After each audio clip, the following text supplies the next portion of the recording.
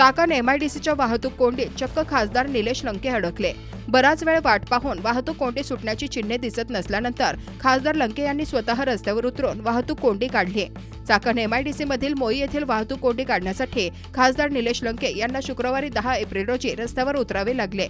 निघोजे गावठाण, मोई गावठाण, निघोजे मोई मार्ग आणि चिखली रस्त्यावर सततच्या वाहतूक कोंडीला ग्रामस्थ वैतागले आहेत। महाळुंगे वाहतूक पोलिसांनी कायमस्वरूपी उपाययोजना करण्याची मागणी ग्रामस्थ प्रवासी यांनी केली आहे। नमस्कार, मी सिकंदर गाववारे मोईगावचा एक युवा नागरिक। आज आमच्या गावची परिस्थिती अशी आहे की गावात सकाळ संध्याकाळ ट्रॅफिकची एवढी मोठी समस्या आहे की नागरिक अक्षरशः वैतागलेली आहे।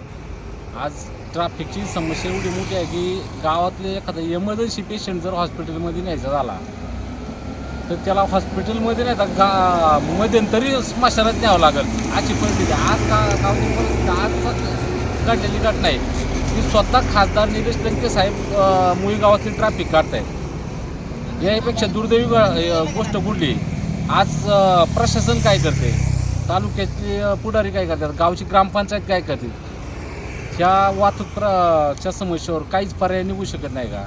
आज माळुंगे वाहतूक विभाग असेल, ह्या ट्रॅफिकवरती काहीच समस्या काढत नाही। 2 माणसं नेमलेली आहे तरी ट्रॅफिकवरती नियंत्रण म्हणावं असं होत नाही। जी ट्रॅफिक सकाळ संध्याकाळ व्हायची ती ट्रॅफिक होतीच। आज गावठाणातून जिल्हा परिषद शाळा आहे, गावठाणे लहान लहान मुलं खेळतात, त्या गावठाणातून ट्रॅफिक होती।